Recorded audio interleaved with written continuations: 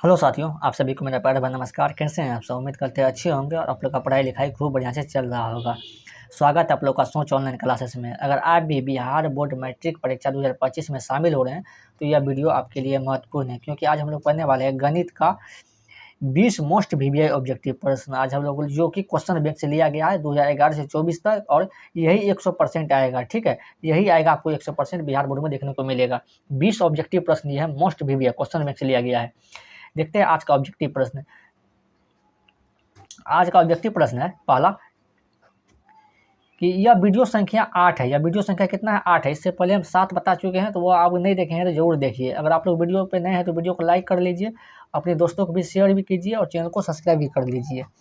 आपको एक बात और ध्यान रखिएगा, आपको प्रत्येक दिन शाम के 6 बजे प्रत्येक दिन आपको वीडियो मिलता है बिहार बोर्ड से रिलेटेड। तो आप लोग जरूर देखिएगा उन सब वीडियो को, सभी विषय का। देखिए, पहला प्रश्न है कि बिंदु 2√3 कोमा √2 जो है यह किस पाद में स्थित है? किस पाद में स्थित है? देखिए, 2√3 कौन चीज में है? प्लस में है। और √2 कौन चीज में है? प्लस में है। तो प्लस कोमा प्लस किस चतुर्थांश में होता है? तो प्रथम चतुर्थांश में होता है। हमको संख्या से यहाँ पे कोई मतलब नहीं, आपको संख्या से कोई मतलब नहीं है। संख्या को आप काट देना, सिर्फ चिन्ह से उसका चिन्ह लेना है। ठीक है, तो क्या हो जाएगा? प्रथम पाद होगा। ए का ऑप्शन नंबर क्या हो जाएगा? ए होगा। ठीक है, जिस भी प्रश्न का आंसर आपको आता होगा आप लोग कमेंट में जरूर बताइएगा। देखिए, 2 नंबर प्रश्न, 2 का प्रश्न है कि cos 90 - a किसके बराबर होता है? तो cos 90 - थीटा किसके बराबर होता है? साइन थीटा के। मतलब ए है तो ए लेंगे, साइन ए। ठीक है, 2 का ऑप्शन नंबर क्या हो जाएगा? बी होगा। देखते हैं 3 नंबर प्रश्न। 3 नंबर प्रश्न है कि निम्नलिखित में से कौन सी परिमेय संख्या है? तो परिमेय संख्या क्या होता है? जिसका वर्गमूल निकलेगा वह परिमेय होगा, जिसका वर्गमूल नहीं निकलेगा क्या होगा? अपरिमेय। तो √27 का वर्गमूल नहीं निकलता है तो क्या हो जाता है? अपरिमेय होगा। यह आंसर नहीं होगा। 5 से 12 का वर्गमूल नहीं निकलता, ये क्यूब है, 8 का क्यूब है, तो यह भी क्या है? वर्गमूल नहीं होगा। देखिए, 144 का वर्गमूल कितना होगा? 12। तो परिमेय संख्या पूछा गया, जिसका वर्गमूल निकलेगा वो क्या होगा? परिमेय। जिसका वर्गमूल नहीं निकलेगा वह क्या हो जाएगा? अपरिमेय हो जाएगा। तो 3 का ऑप्शन नंबर क्या हो जाएगा? सी होगा। देखते हैं 4 नंबर प्रश्न।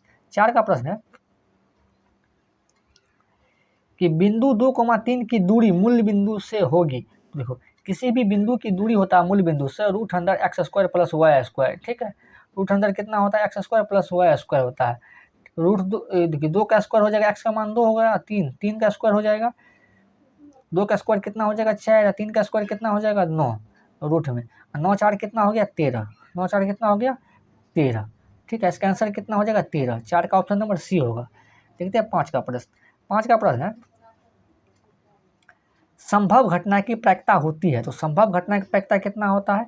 1 होता है। ठीक है, तो 5 का ऑप्शन नंबर ए होगा। अगर आपसे असंभव पूछता, क्या पूछता? असंभव। असंभव का कितना होता है? 0 होता है, ये आप लोग ध्यान रखिएगा। ठीक है, 5 का ऑप्शन नंबर क्या हो जाएगा? बी होगा। देखते हैं 6 नंबर प्रश्न। 6 नंबर प्रश्न है कि बहुपद x²। देखिए, बहुपद है x² माइनस का 6x प्लस का 8। ठीक है, का घात है, मतलब घात इसका बताना है। तो यह द्विघात बहुपद है। कौन सा बहुपद है? द्विघात बहुपद। द्विघात बहुपद तो मैक्सिमम घात कितना है? चर का 2 है। यहाँ पे 2 है, यहाँ पे 1 है, तो द्विघात बहुपद है, इसका मैक्सिमम घात कितना हो जाएगा? 2 होगा। तो 6 का ऑप्शन नंबर क्या हो जाएगा? ए होगा। देखते हैं 7 का प्रश्न। 7 का प्रश्न है कि द्विघात समीकरण x² माइनस 15x प्लस 50 का विवेचक है। तो विवेचक बराबर सूत्र क्या होता है? विविधकर बराबर d बराबर b² minus 4ac b² minus 4ac, यही होता है। तो b क्या होगा? b होगा x का गुना, तो b का मान कितना है? माइनस का 15, इसका स्क्वायर हो जाएगा माइनस 4ac। 4a का मान होगा 1, x² गुना, और c का मान कितना है? 50। ठीक है, तो माइनस 15 का स्क्वायर कितना हो गया? 225। ठीक, माइनस 50 4 गुना 1 करेंगे कितना? 4। 4 को 50 से गुना करेंगे तो कितना हो जाएगा? 50 चौका 200, और 225 में से अगर 200 घटाएंगे कितना हो जाएगा? 25 हो जाएगा। ठीक है, 7 का ऑप्शन नंबर क्या हो जाएगा? ए होगा। देखते हैं 8 का प्रश्न। 8 का प्रश्न है कि 12, 17, 81, 26, 38, 42, 57, 62 का परिसर है। तो परिसर बराबर क्या होता है? फार्मूला होता है परिसर बराबर बड़ी संख्या माइनस छोटी संख्या। ठीक है, बड़ी संख्या माइनस छोटी संख्या, आप लोग यह ध्यान रखिएगा। परिसर बराबर क्या होता है? बड़ी संख्या माइनस छोटी संख्या। इसमें बड़ी संख्या कौन है? देखिए, 81 है, 81 से बड़ा कोई ना है, तो 81 है। माइनस कितना हो जाएगा? छोटी संख्या। तो छोटी यहाँ पे देखिए 12 है, 12 के और कुछ है? तो कुछ भी नहीं है। ठीक है, जब 81 में से यहाँ पे 12 घटाएंगे तो कितना हो जाएगा? यहाँ देखिए, तो 9 6 कितना हो जाएगा 69, कितना हो जाएगा 69। 8 का ऑप्शन नंबर कितना हो जाएगा, यहाँ हो जाएगा 69। 8 का ऑप्शन नंबर डी होगा। देखते हैं 9 नंबर प्रश्न। 9 का प्रश्न है पाई 1 है, तो पाई 1 क्या है, पाई 1 अपरिमेय संख्या है। पाई क्या है, पाई 1 अपरिमेय संख्या है। तो 9 का ऑप्शन नंबर क्या हो जाएगा बी। और पाई का मान जो क्या होता है 22/7 होता है। तो 22/7 कौन संख्या है ये आपको बताना है, कमेंट में जरूर बताएं। देखते हैं 10 का प्रश्न। 10 का प्रश्न है कि प्रथम 6 अभाज्य संख्याओं का माध्यक है। तो प्रथम 6 अभाज्य संख्या का माध्यक क्या होगा। तो देखिए प्रथम अभाज्य संख्या होता है 2, 2 के बाद कितना होगा 3, 3 के बाद कितना होगा 5, 5 के बाद कितना होगा 7, 7 के बाद सीधा 11, 11 के बाद कितना हो जाएगा 13। 1 2 3 4 5 6। तो माध्य पूछा गया है, तो माध्य पूछा गया है तो दो संख्या जब देखिए जब n का मान कितना है, जब पहले सबसे पहले क्या करेंगे इसको गिनना है। तो गिनेंगे तो n 6 आ रहा है, तो n का मान कितना आ रहा है 6 आ रहा है। ठीक है, जब भी 6 आएगा तो क्या करना है बराबर संख्या आपको छोड़ देना है। तो 2 को इधर से छोड़ना है, 2 को इधर से छोड़ देना है, 2 को बाएं साइड से 2 को दाएं साइड से, और दोनों को जोड़ना है। तो 5 और जो 2 को बचेगा उसको 2 को जोड़ के 2 से भागा दे देना है। तो ये 5 और 7 कितना हो गया 12, 12 में 2 से भागा दे देंगे कितना हो जाएगा 6, कितना होगा 6। ठीक है, तो 10 का ऑप्शन नंबर क्या हो जाएगा सी होगा। देखते हैं 11 का प्रश्न। 11 का प्रश्न है 11 का प्रश्न है कि tan 45 डिग्री और tan 60 डिग्री का मान है। तो देखिए tan 45 डिग्री कितना है, tan 45 डिग्री और कोमा tan 60 डिग्री का अनुपात पूछा गया। tan 45 का मान 1 होता है और tan 60 डिग्री का मान कितना होता है √3 होता है। tan 60 डिग्री का मान √3 होता है। तो 1 अनुपात कितना हो जाएगा √3 होगा। 11 का ऑप्शन नंबर क्या हो जाएगा सी होगा। देखते हैं 12 का प्रश्न। 12 का प्रश्न है कि सबसे छोटी प्राकृत संख्या। तो प्राकृतिक संख्या क्या होता है, गिनती को संख्या को प्राकृत संख्या कहते हैं। और प्राकृतिक संख्या कितना शुरू होता है 1 से। ठीक है, तो इसलिए सबसे छोटी प्राकृतिक संख्या कितना हो जाएगा 1 होगा। और सबसे छोटी अगर पूर्ण पूछेगा तो पूर्ण संख्या क्या होगा 0 होगा। लेकिन 12 का प्राकृतिक पूछा गया है, ऑप्शन नंबर सी होगा। देखते हैं 13 का प्रश्न। 13 का प्रश्न है एपी का मतलब क्या हुआ अल्थमेटिक प्रोग्रेशन। 16, 11, 4, 1, -4 डॉट डॉट का एनवा पद। तो एनवा पद ज्ञात करना है। तो सबसे पहले एनवा पद का ए बराबर कितना हो जाएगा यहाँ पे 16। ठीक है, और डी का मान कितना होगा, डी का मान होता है द्वितीय पद। द्वितीय पद कितना है 11 माइनस प्रथम पद 16, कितना हो जाएगा 11 में 16 घटेंगे कितना हो जाएगा -5। एन का मान एन दिया हुआ है, एन का मान कितना दिया हुआ है एन दिया हुआ है। ठीक है, तो एनवा पद का फॉर्मूला क्या होता है, एनवा पद का फॉर्मूला होता है a plus n minus 1 into d, n minus 1 into d. ठीक है, यह प्लस है यहाँ पे।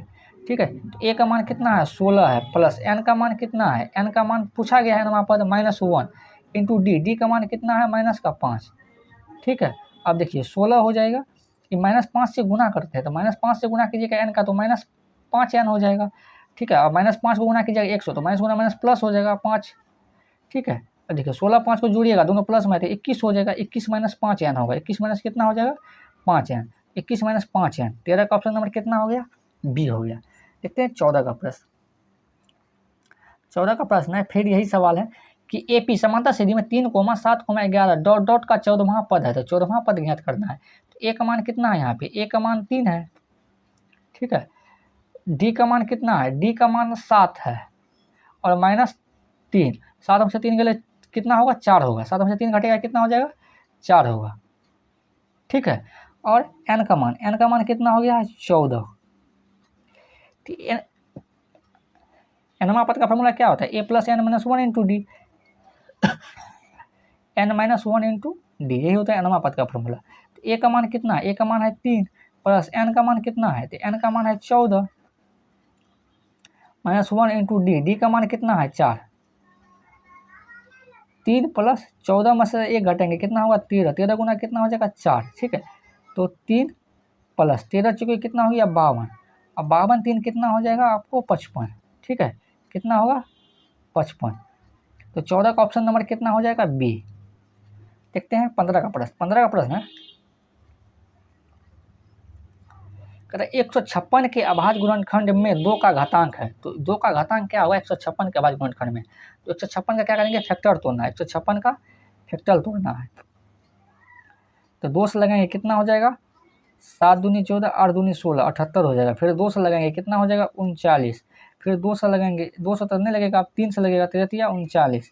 ठीक है, अब कोई भी संख्या से नहीं लगेगा। तो 2 का देखिए 2 किसका फैक्टर कितना हो गया, 2 गुना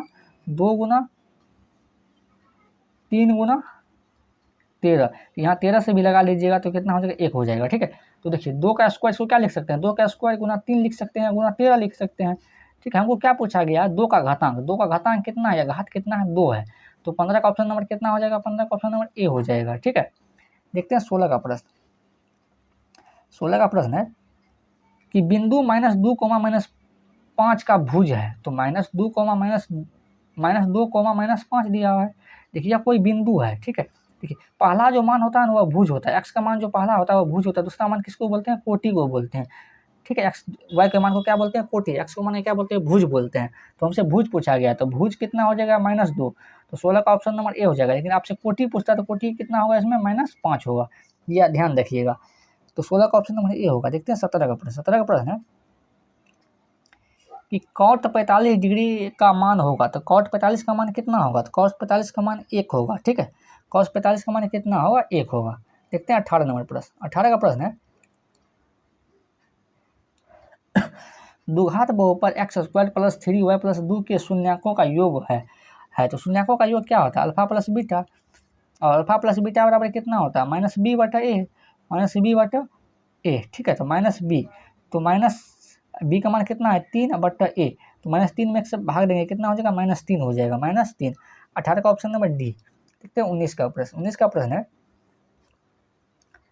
कि निम्नलिखित में से कौन से अभाज्य संख्या है। तो अभाज्य संख्या क्या होता है, वैसी संख्या जिसमें एक और स्वयं के अलावा किसी और संख्या से भाग नहीं लगे, उसे क्या कहते हैं, अभाज्य संख्या कहते हैं।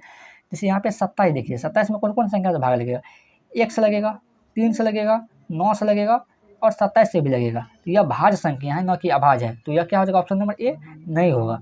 ऑप्शन नंबर बी चेक करते हैं, 1 से लगेगा, 3 से लगेगा, 11 से लगेगा और 33 से भी लगेगा।